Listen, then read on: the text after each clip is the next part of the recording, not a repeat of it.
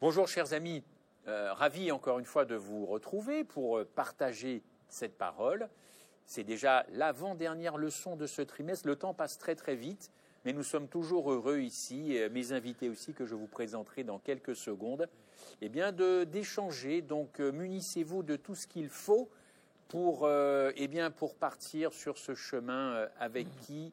Avec Moïse. À tout de suite.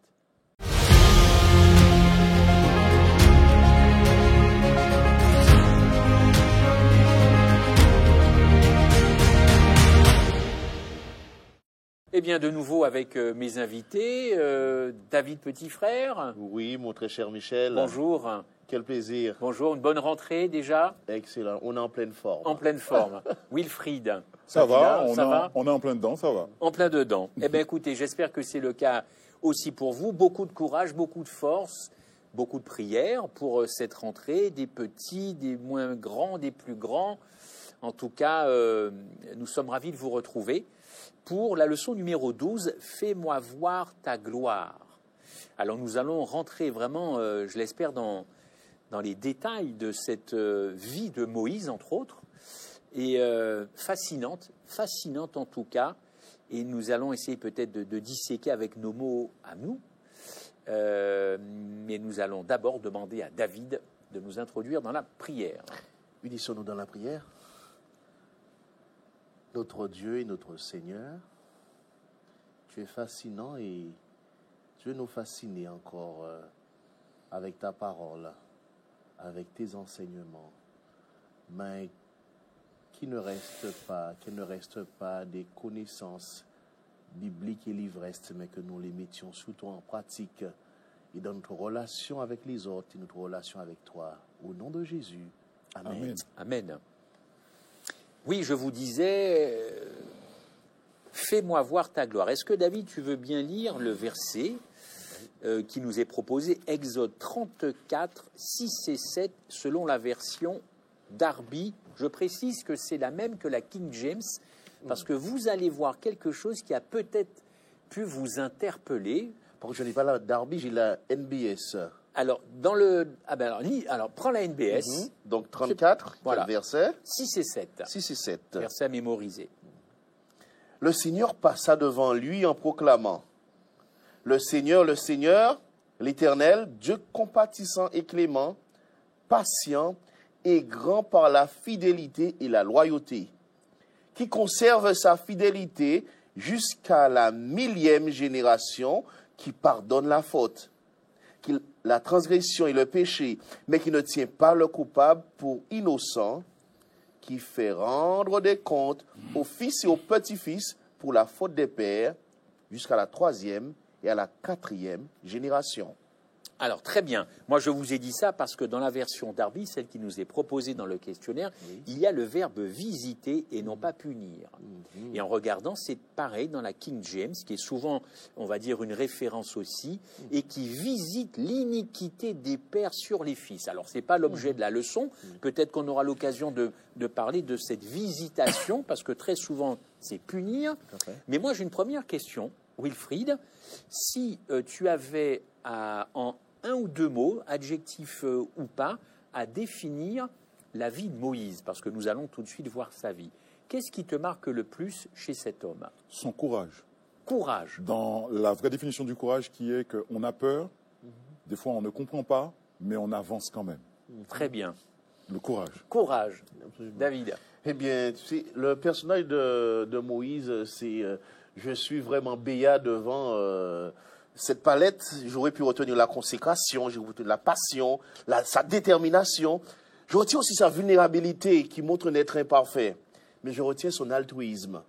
Altruisme. Puisque l'altruisme fait penser curieusement à Jésus-Christ, qui se donne sans compter. Ça a été le cas de Moïse.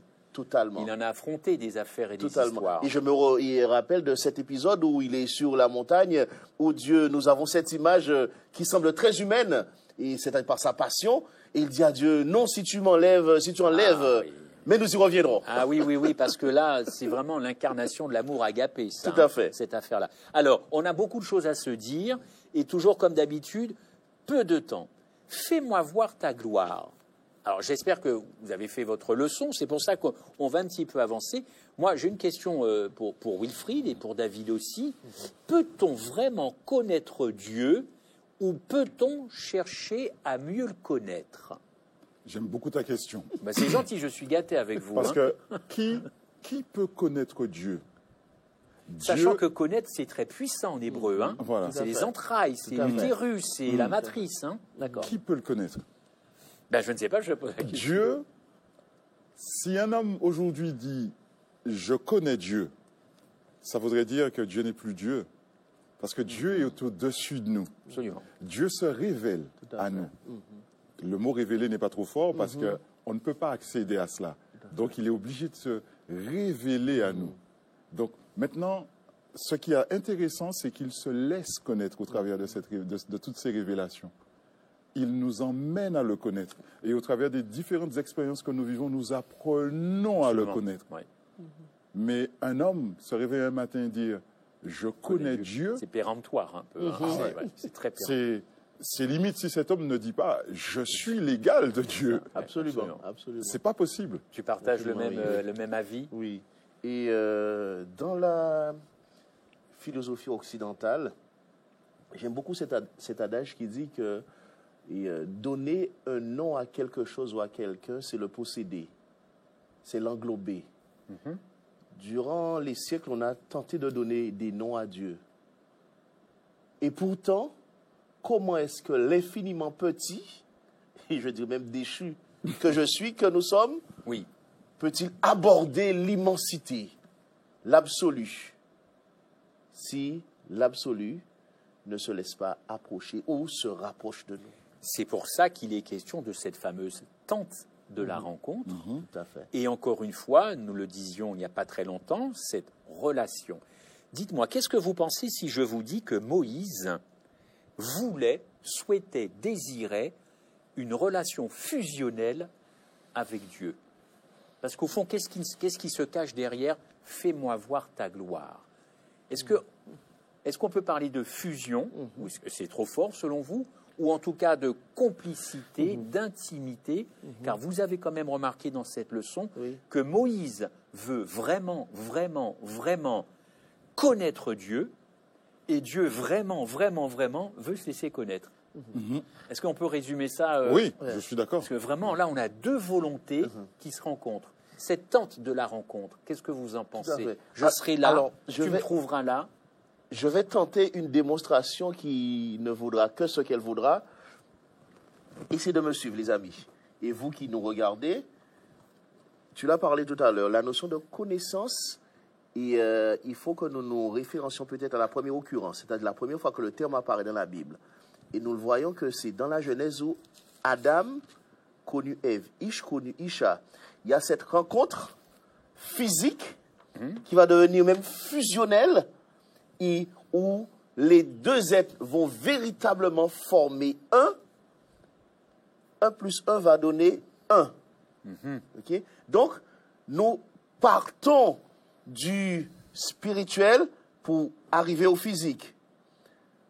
Est-ce que connaître Dieu ou essayer, tenter, vouloir le connaître n'est pas dans cette volonté de se rapprocher de lui, sachant que lui, il est déjà disponible? Je partage entièrement. Et ce qu'il y a de beau, c'est que Dieu, c'est ce qu'il veut. C'est ce qu'il veut. Parce que, par exemple, là, j'ai un texte sous les yeux qui nous dit, par exemple, que le Seigneur parlait avec Moïse face à face, comme un homme parle à son ami. C'est quand même assez fort. Dieu considère Moïse comme son ami. Et ça, c'est quelque chose de fort. Un terme que nous retrouvons avec Jésus, quand Jésus dit que qu'est-ce qu'il n'y a pas de plus beau que de pouvoir mourir pour ses amis. C'est fort de savoir que ce Dieu qui est au-dessus de toutes choses... N'hésitez pas, parce que vraiment, c'est très puissant. Que ce Dieu qui est au-dessus de toutes choses n'est pas comme Moloch, n'est pas comme Ashtarté, me demandant mon enfant, me demandant mes enfants pour les égorger, apporter le sang. Ce Dieu-là, au contraire, il me dit non, non, non, non, non, non, non, j'ai pas besoin de ça. Je veux juste que tu m'aimes parce que moi, je t'aime d'un amour éternel. C'est formidable. Et j'aime aussi ces événements, notamment où Moïse va se retrouver à plusieurs reprises sur la montagne. Dieu va dire, viens me voir mon ami, viens me voir comme mon copain. Mais gardons toujours cette notion de suprématie de Dieu, mes amis. Nous n'allons pas le rendre, c'est-à-dire basique et quelque chose de vil. Mais il y a cette volonté que Moïse se rapproche de lui. Et quand Moïse passe du temps avec Dieu, et c'est peut-être un enseignement pour nous aussi, que nous désirions, nous ambitionnons véritablement connaître Dieu, mais est-ce que l'envie est suffisamment forte? Puisque cela demande peut-être de passer un peu plus de temps dans la parole, plus de temps dans la prière, cultiver de meilleures pensées. Oui. Et je vois Moïse, et je me projette plus de 6000 ans en avant, quand il rencontre Dieu, et Dieu, on nous dit, par exemple, dans le texte où Dieu descendit de la nuée pour le rencontrer, Moïse a le visage qui est irradié. Tout à fait. Resplendissant, Resplendissant, rayonnant. qui Absolument. brille à force de le fréquenter, de rentrer dans sa proximité. Il va lui ressembler. Absolument. Et ça, c'est juste magnifique. Et alors, toujours dans cette lignée, alors fais-moi voir ta gloire. Il y a également fais-moi connaître tes voies, alors je te connaîtrai. On sait que Moïse est monté vers Dieu plusieurs fois sur la montagne. Il est même question de 6 ou 7 fois, si ce n'est plus en tout cas. Il monte, il redescend, il monte, il redescend. Il veut en savoir plus. Il veut cette intimité, il veut connaître les voies, il veut peut-être être sûr d'être la bonne personne que Dieu a choisie, mais bon, il y a quand même eu suffisamment de preuves. Pourquoi, au fond, nous n'avons pas ce désir, le même que Moïse, de connaître Dieu? Est-ce que nous serions des êtres suffisants parce que nous pensons avoir la quintessence de la parole de Dieu? Pourquoi on n'a pas toujours ce désir, et moi le premier? Parce qu'on a un exemple vivant là quand même. Je pense qu'il faut qu'on regarde l'histoire de Moïse. C'est vrai, si on le prend à partir de là, on se dit, wow, cet homme est extraordinaire. Ouais. Mais on oublie le cheminement. On oublie que c'est un homme qu'on présente souvent comme étant celui qui a retardé l'œuvre de Dieu. En prenant une décision humaine, là où le divin disait, attends, je vais agir. Lui, en prenant une décision humaine.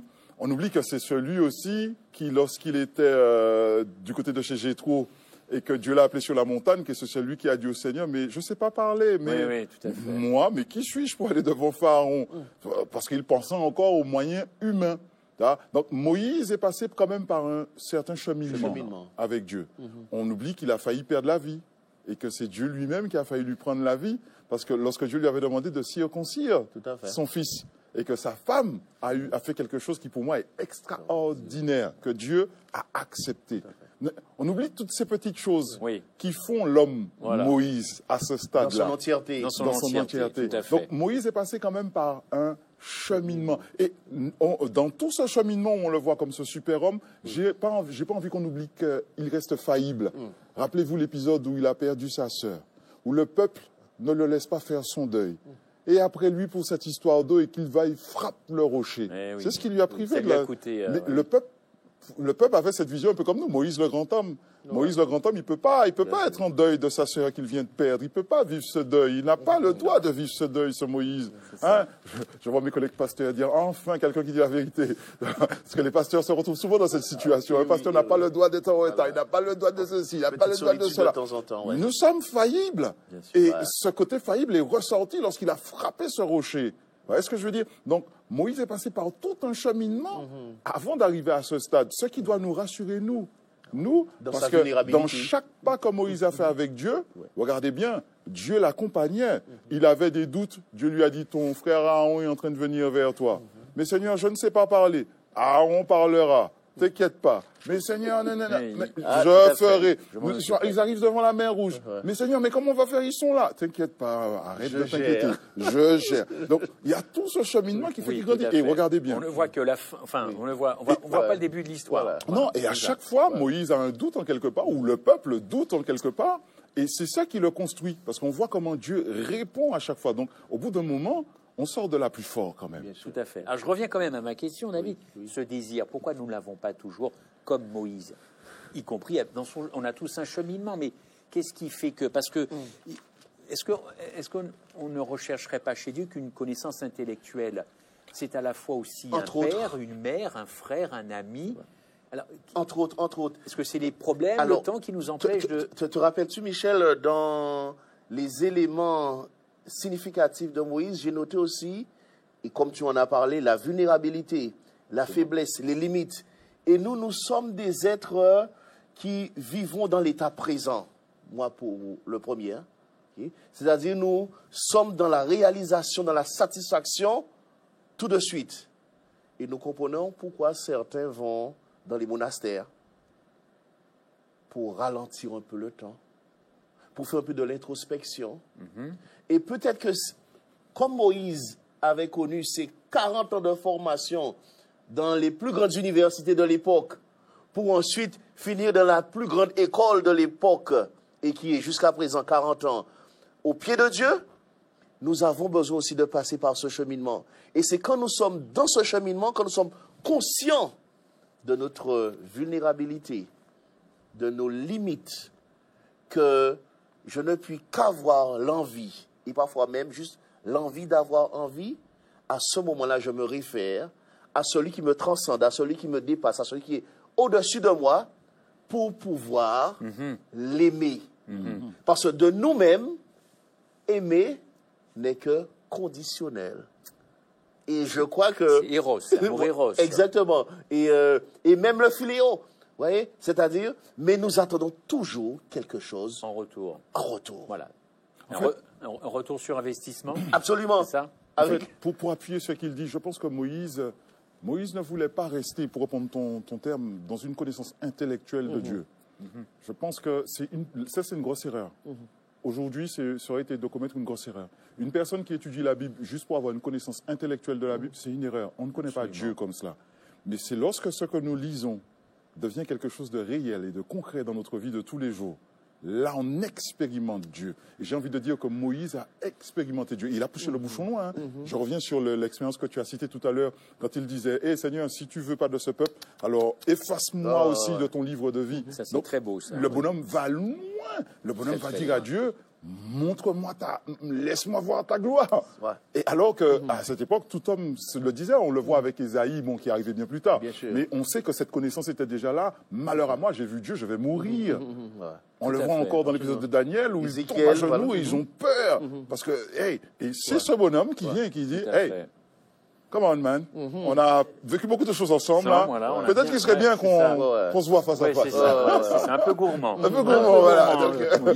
Alors, justement, fais-moi voir ta gloire. Le texte nous dit que la gloire, en tout cas c'est Madame White, il me semble, qui dit que c'est tout simplement accueillir, elle le dit dans Prophète et Roi, accueillir les pécheurs repentants. Sa gloire à Dieu, c'est d'accueillir les pécheurs repentants. En même temps, c'est notre gloire de révéler son caractère dans nos vies. Est-ce que vous êtes d'accord avec ça? Alors, notre gloire, entre guillemets, ce serait justement de montrer tout ce caractère d'amour, cet engagement, cette alliance, cette action, ce tabernacle.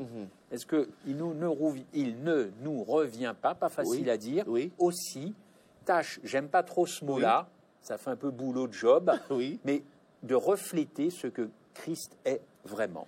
Alors, mais je te remercie pour ta question, puisque j'aime beaucoup quand Whitfield disait que nous devions aller dans la dimension pratico-pratique des choses. Et dans les communautés dont j'ai la joie d'avoir la charge d'accompagner, j'aime utiliser des termes contemporains pour pouvoir comprendre ces richesses insoupçonnées qui sont dans la Bible. Nous avons notamment le terme gloire, Michel. C'est vrai qu'on l'a utilisé toute notre vie, toute notre jeunesse. On l'utilise à tort et à travers. Nous avons une idée de ce que cela veut dire. Mais le citoyen lambda, on va lui dire que oui, Moïse qui dit à Dieu, je veux voir ta gloire. Oui, ça ne va pas lui dire grand-chose.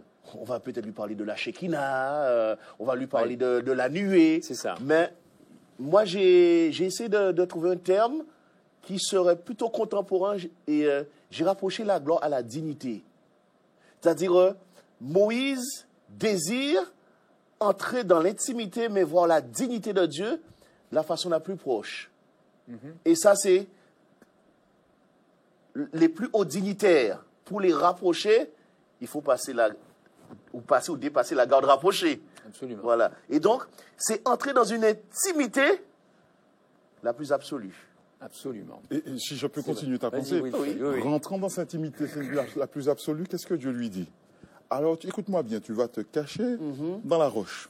Je vais poser ma main sur la roche. Ouais. Quand je vais passer, je vais la soulever et tu ne pourras que me voir de dos. De dos. Quel amour! Wow. Wow. Mais quel parce amour! que- Mais Dieu est immense. La Bible nous dit que la terre ne peut le contenir. C'est ça. L'univers ne peut le contenir. Dieu va faire quelque chose d'extraordinaire pour satisfaire une demande qui vient de l'infiniment petit déchu. Totalement. C'est quelque chose d'extraordinaire. Et juste un élément peut-être physique et matériel. Rappelons-nous, les amis, que c'est le Dieu qui a mis en place, qui a conçu le temps et l'espace. Parce que Dieu ne vit pas dans le temps et l'espace. Il n'est pas limité dans le temps et l'espace. Il entre dans le temps et l'espace. Et dans le temps et l'espace, il rencontre son ami Moïse. Et je peux même faire une analogie entre Moïse. Je me place à la place de Moïse. Puisque la Bible, en fait, les amis, c'est un enseignement. C'est-à-dire, il m'invite à vivre ce que Moïse a vu à mon niveau. Moïse a eu ses expériences. Bien sûr. Mais il m'invite à connaître quelque chose, à expérimenter quelque Voilà. chose. Est-ce qu'il ne nous manquerait pas justement des expériences? Yes. Parce que j'ai envie de vous dire, quand nous irons au ciel, je l'espère nous tous, si vous voulez, je prends toujours cette image, si je dois discuter avec un ange au départ, l'ange me dirait, mais puisque maintenant tu es au ciel, dans la félicité, quand tu étais sur terre, as-tu fait beaucoup d'expériences avec Dieu qui n'est pas très loin là et qui va arriver? Si je lui réponds que je n'ai fait que peu d'expériences, vous imaginez sa tristesse et sa... Oui. Il va falloir raconter aux anges les expériences. Alors vous allez me dire, oui, mais ils sont là, ils voient tout. Mais allez, on fait mine qu'ils ne sont pas au courant. Si je n'ai que peu d'expérience avec Dieu sur terre, c'est quand même malheureux, alors qu'on a des exemples de personnages bibliques, même lambda, qui ont fait beaucoup. Ça compte, l'expérience, oui ou non? Tout à fait. La connaissance, oui, Tout à fait. mais l'expérience. Et même parfois les expériences les plus simples. Il y a de ça quelques temps, les amis, je vais au niveau du centre commercial et je ressors et bien entendu, dans mes cours de je dis, essayez d'aller au contact des personnes qui sont vulnérables ou qui sont en situation d'exclusion. Je rencontre un bonhomme, il me demande quelques piécettes, mais je n'ai pas de liquidité sur moi. Il dit, désolé mon ami, je n'ai pas de pièces sur moi. Et je ressors et il me dit, ok, je le vois se rapprocher. Et les amis, spontanément, il ouvre les bras, je l'ai tenu dans mes bras, je lui ai fait un grand hug, une grande embrassade, mais je vous assure que j'ai ressenti quelque chose d'extraordinaire. Je n'ai pas regardé à son état, je n'ai même pas senti son odeur. Et moi, pour moi, c'était un ange qui était devant moi. Et est-ce que ce n'est pas dans ces moments-là que nous voyons la gloire de Dieu, que nous expérimentons sa gloire et sa dignité? Parce que la dignité et la gloire de Dieu se trouvent dans chacun qui se trouve autour de nous, et même ceux qui sont au plus bas. Très bien. Je vous dis ça parce que, est-ce que tu peux nous faire un commentaire d'un 1 Corinthiens 4.9, s'il te plaît? 1 Corinthiens 4.9. Oui, 1 Corinthiens 4.9, c'était aussi un texte qui nous est proposé. Le texte, c'est le texte, je sais, 1 Corinthiens 4.9 qui nous dit que, parle du fait que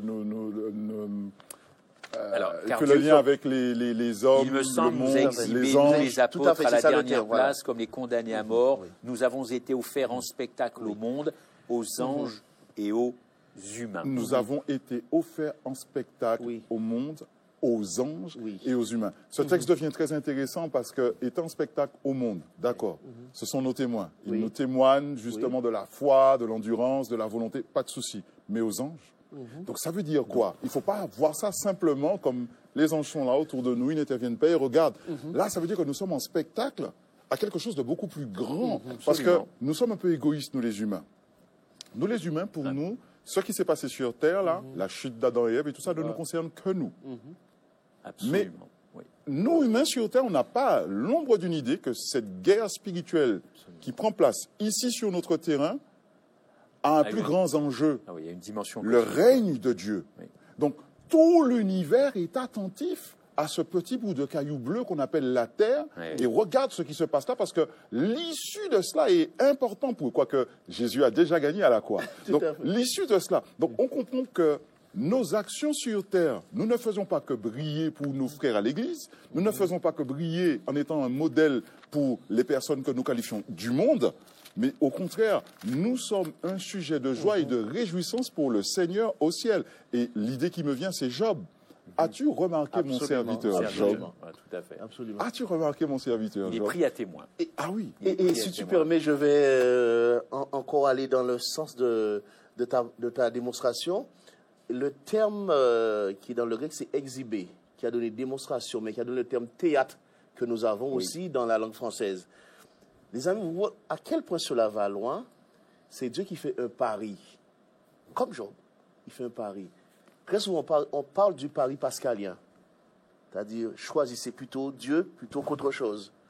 Mais imaginez-vous que c'est Dieu qui parie sur Michel, qui parie sur Wilfrid, qui parie sur Jacques, qui parie sur David. Et pourtant, nous sommes des êtres limités. Mais c'est un privilège. Nous sommes des êtres vulnérables. Et c'est un privilège. Tu te rends compte, le roi de l'univers C'est ça. Ouais. On ne se le dit pas assez, ça. se dit, je mise sur Job. Nous, on voit la misère de Job. Absolument. Mais au ciel, ceux qui sont proches de Dieu et qui ne sont pas limités à ce monde matériel, ils voient ça comme un privilège. Tout à fait. Dieu a misé Absolument. sur un être humain déchu et mortel. Dieu mise sur nous. Absolument. Nous sommes mortels. Demain, nous mourrons.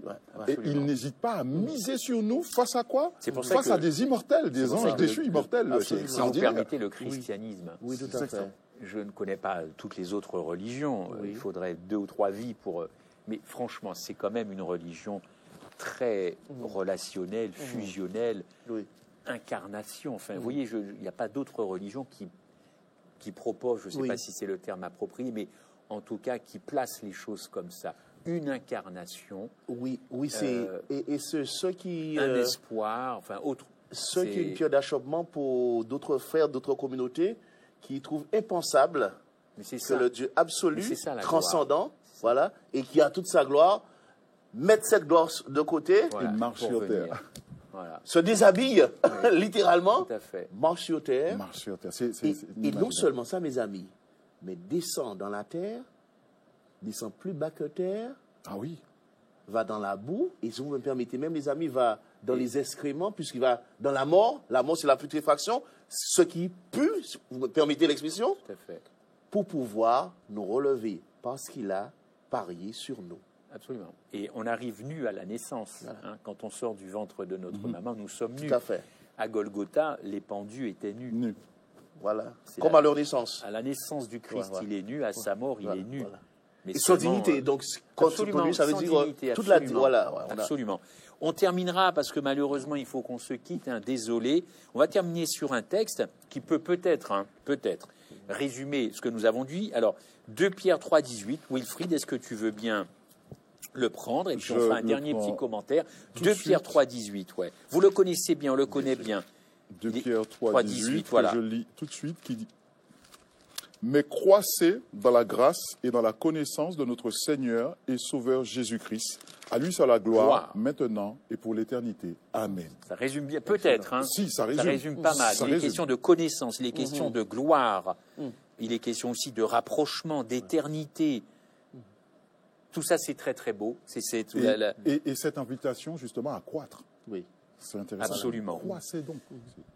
Un dernier petit mot, peut-être sur en quelques secondes. Eh bien, David. spontanément, j'inviterai tous ceux qui nous regardent et peut-être particulièrement ceux qui souffrent, ceux qui passent par des moments très difficiles, à oser croire qu'il y a un Dieu qui vous aime, un Dieu qui a tout donné, qui a vidé le ciel Absolument. de son essence pour vous parce qu'il a parié sur vous et il sait que vous pouvez y arriver parce qu'il vous donne les moyens d'y arriver par son Saint-Esprit et au travers de son amour en Jésus-Christ. Wilfried, à toi. Moi, je leur dirais, expérimentez Dieu. Ne dites pas simplement, je crois, il existe, mais expérimentez-le. Et je vous garantis sur facture que lorsqu'on entre dans cette expérimentation de Dieu, si je puis me permettre, notre vie change. Totalement. Moïse l'a connu, je l'ai connu, tu l'as connu, tu l'as connu. Donc, je vous invite à vivre la même chose. Amen. Absolument. Amen. Que du bonheur. Eh ben Que voilà, du c'est bonheur à comme on vivre. dit, oui, cette fameuse phrase, c'est que du bonheur. Mais bonheur. avec ce que nous avons vu, je l'espère, vous l'avez peut-être touché du doigt. En tout cas, on a essayé de rendre les choses tangibles. Voilà, je vous souhaite une très bonne semaine. Encore une fois, j'espère que vous avez passé une bonne rentrée. Que Dieu vous garde et à bientôt. Au revoir.